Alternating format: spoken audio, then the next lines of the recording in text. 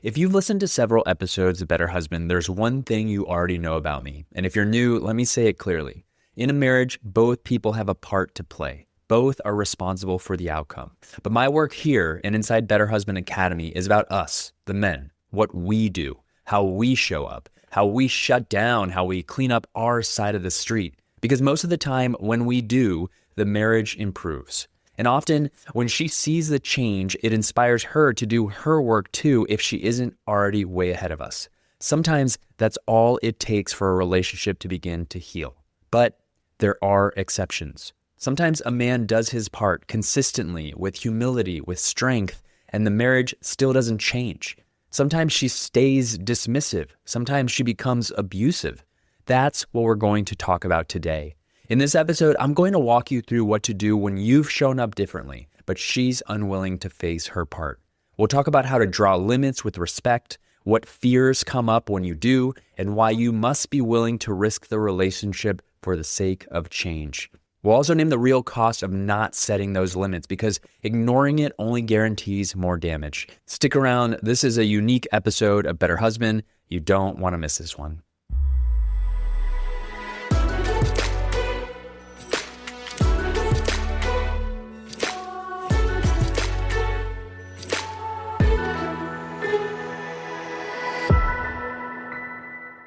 Welcome to Better Husband, the podcast that helps you answer the question, how can I be a better husband? I'm Angelo Santiago, a men's marriage and relationship coach, and every week I bring you practical insights to help you strengthen your marriage and become the best husband you can be. Now, I want to be clear about something. Over the years, I've worked with several men who came to me completely lost. They didn't know how to stay open when things got hard. They didn't know how to respond when their wife was upset. They didn't know how to ask for what they needed or how to express their emotions. They were shut down, walled off, defensive. And little by little, they did the work. They learned how to stay grounded, how to breathe instead of react, how to listen without collapsing or lashing out, how to ask for what they needed cleanly. And the transformations were incredible. You could feel the difference in the way they carried themselves, in the way they led at home. But sometimes, not always, but sometimes, a new question arises.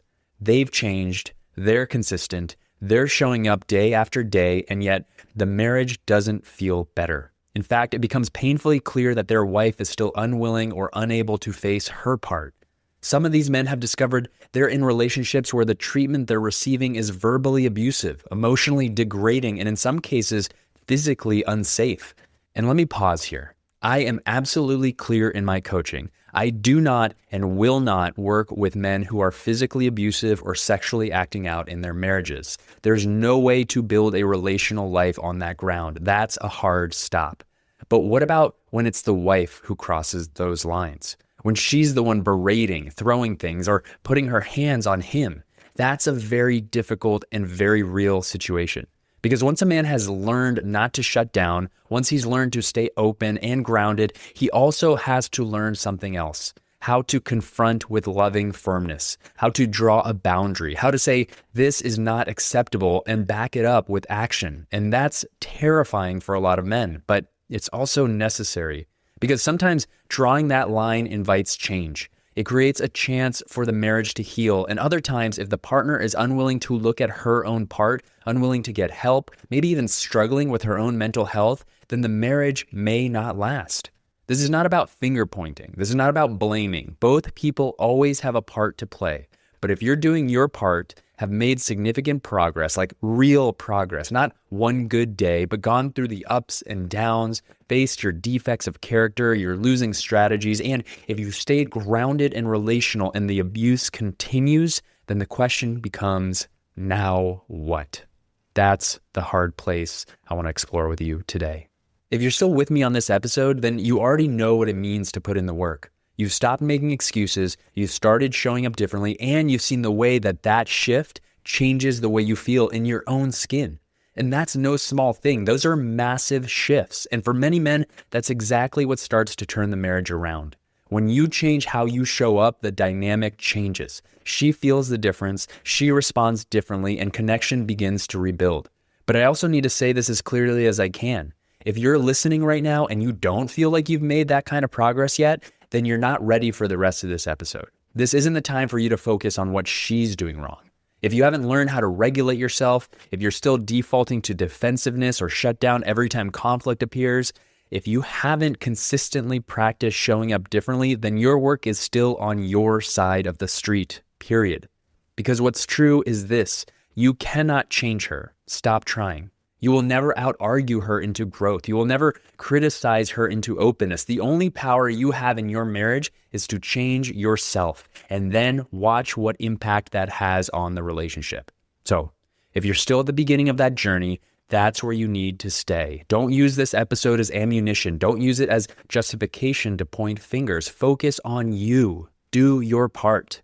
But if you've done that, if you've been consistent, if you've transformed the way you show up, whether it's working with me, working with a therapist, or doing this work in another space, and if you can look at yourself honestly and say, yes, I've changed in undeniable ways, and the dynamic of my marriage still hasn't moved, then this conversation is for you. Because now we need to talk about what comes next. So let's talk about what it looks like when you have done your part. You've stayed grounded, listened, taken ownership, and the marriage still isn't shifting. For some of the men I've worked with, this is where the painful truth sets in. They start to realize that what they're experiencing isn't just normal marital conflict anymore. It's something else. It's their wife crossing the line into mistreatment. And I need to be clear here. Every couple fights. Every couple has disagreements. Words get sharp sometimes. People get upset. Emotions run high. That's normal. That's part of being human together. But when it moves into a pattern of constant verbal attacks, name-calling, tearing down your worth, when objects get thrown across the room, when hands are laid on you in anger, that's not normal conflict. That's abuse. Now, I want you to hear this without twisting it into blame. This is not about pointing the finger at her and saying she's the problem. This is about being honest with reality, because if you keep minimizing it, if you keep telling yourself, well, everybody fights or it wasn't that bad, you're teaching yourself to tolerate what should never be tolerated. And I'm going to repeat this from earlier in the episode because it matters. I don't work with men who are physically abusive or sexually acting out in their marriages. That's a hard stop for me. There's no relational ground to build on if you're harming your wife that way. If that's you, that needs to stop.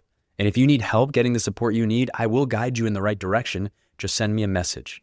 But I have worked with men who are on the receiving end of the abuse. Men whose wives berate them, belittle them, threaten them, throw things at them, even put their hands on them. And here's the trap those men often fall into. They excuse it. They downplay it. They say things like, it's not that bad, or I can handle it, or maybe I deserve it, or she's just under a lot of stress. And let me be clear, love doesn't excuse abuse. You can have compassion for her pain and still say, no more.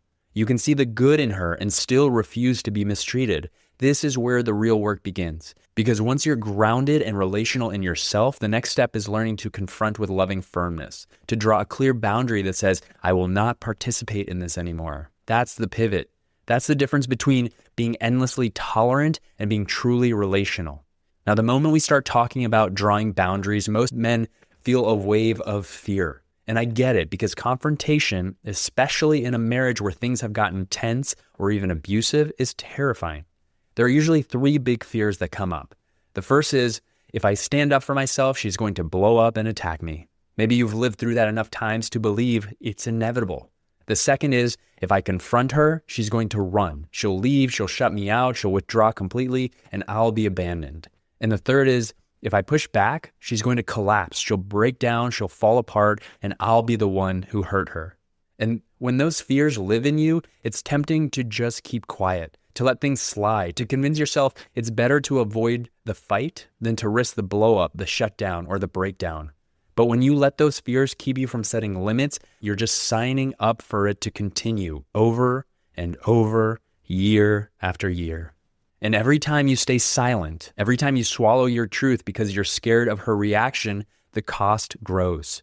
Your self-respect erodes. The marriage becomes less safe, not more. And if you've got kids, they learn the same pattern, that it's okay to be mistreated or that it's okay to mistreat. So yes, the fear is real, but the greater danger is what happens if you never face it.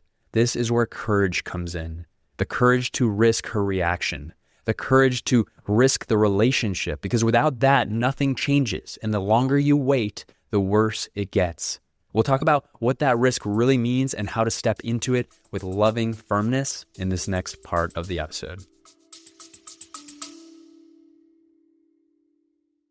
I want to take a quick break to tell you that I have a brand new workshop available and it's totally free. If you've been listening to this podcast and you're ready to go deeper, I want you to check out my training, The 3 Secrets to Becoming a Better Husband Without Endless Therapy, Hating the Process, or Pretending to be Someone You're Not. Inside, I walk you through 3 key shifts that changed everything for me in my marriage and for the men who have used this to lead more connected, intimate, and grounded relationships. You can watch it now at betterhusbandsecrets.com, and like I said, it's totally free. It's the clearest breakdown I've ever shared of what actually changes a marriage from the inside out. So if you're ready to really do this work, go to betterhusbandsecrets.com or click the link in the show notes. Now, back to the show.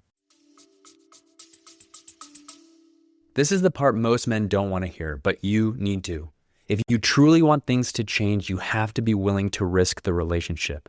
That doesn't mean you walk in threatening divorce. It doesn't mean you use ultimatums as weapons, but what it does mean is that you get clear inside yourself. I will not tolerate mistreatment anymore. I will not betray myself by staying silent. Because if you keep avoiding limits because you're afraid of losing her, you're already losing her. You're losing her respect. You're losing intimacy. You're losing the possibility of a real partnership. The consequences of not setting limits are brutal. The abuse continues, your dignity erodes, the cycle gets worse. And if you have kids, they grow up inside that environment, learning either to accept abuse or to repeat it. So yes, the risk is real. When you step into loving firmness, she might blow up. She might threaten to leave. She might collapse. And in some cases, the marriage might end. That's the cost of truth. But here's the other side. Nothing changes without it. The only chance of real repair, of her doing her work, of the marriage becoming safe again, is if you are willing to hold that line.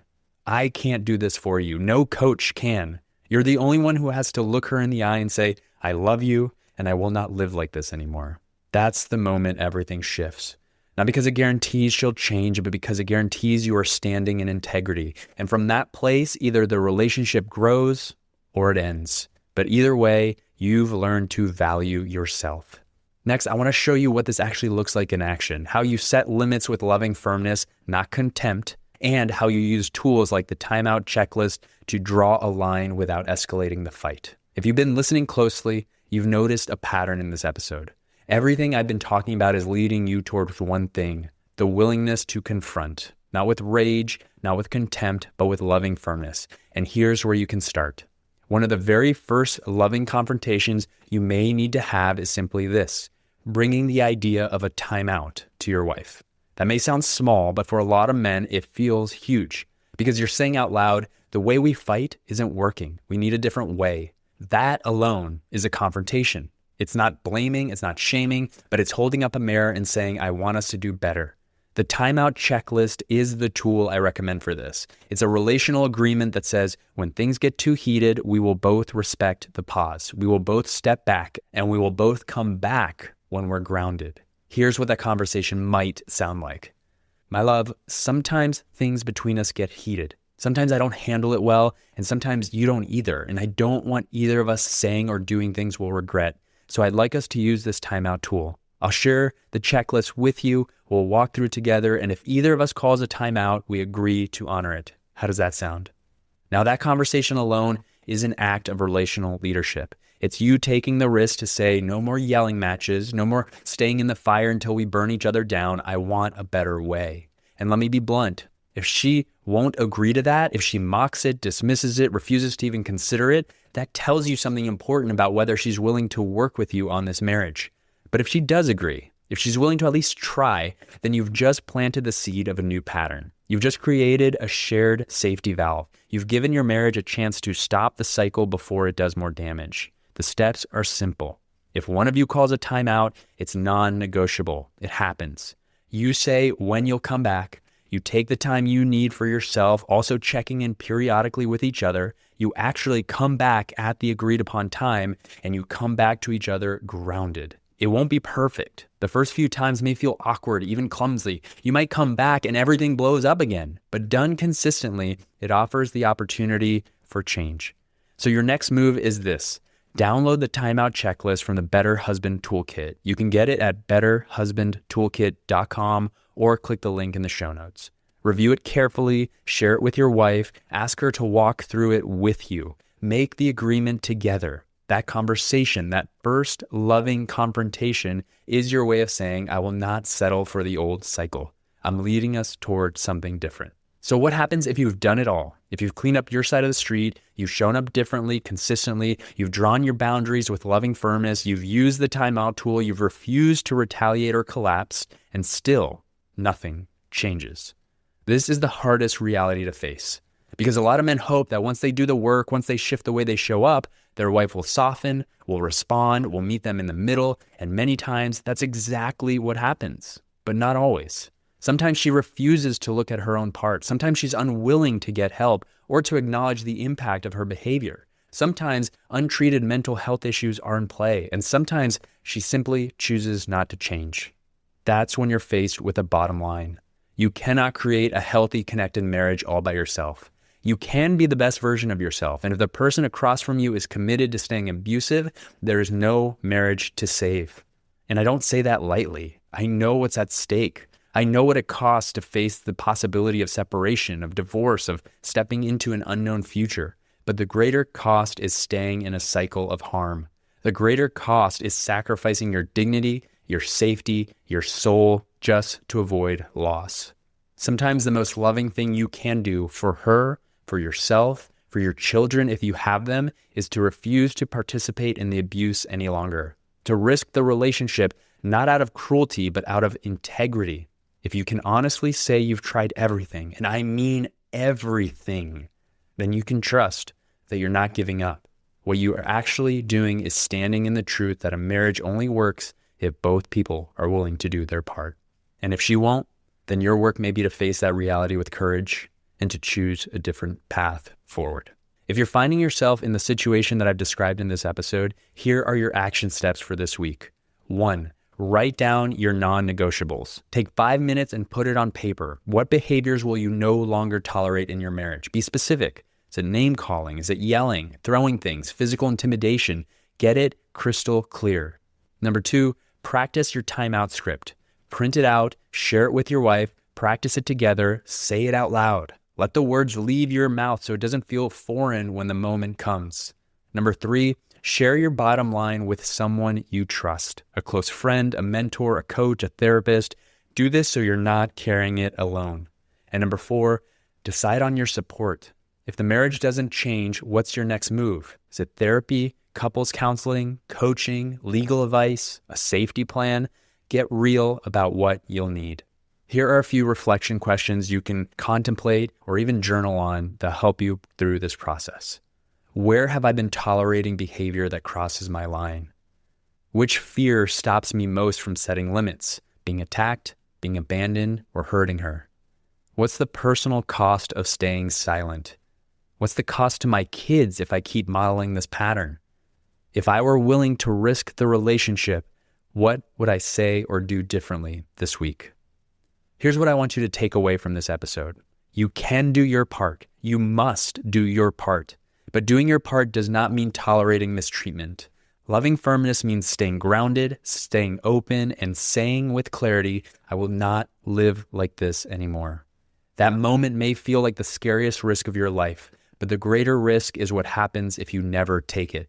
Either the marriage begins to change, or you reclaim your dignity and integrity by refusing to keep the cycle alive. Both paths are better than staying silent. If what I've talked about today describes where you're at, go to betterhusbandtoolkit.com and download the free Better Husband Toolkit. Like I mentioned earlier, inside you'll find the timeout checklist. And if your marriage needs boundaries right now, that checklist is where you start. And if you want to go further, if you want support as you practice loving firmness, join me inside Better Husband Academy. That's where we walk through these tools together week after week. Thanks for sticking with me on this difficult topic. If you have questions, reach out to me via email. You can find my contact info in the show notes. I'm Angelo Santiago. You're listening to Better Husband, and I'll see you on the next one. Thank you so much for listening. Before you go, I have a quick request. If you've ever gotten any value from the show and you want the show to continue to grow, to access bigger and more knowledgeable guests, and to keep providing you with more ways that you can be a better husband in your marriage, simply leave a rating and a review if you're listening on Apple or Spotify. It only takes a few seconds, and those reviews go a long way in attracting more experts and bigger guests to the show. So if you're feeling up to it, as a favor to me, I'd love to see a rating and a review from you. Thank you so much for being a listener and all your support.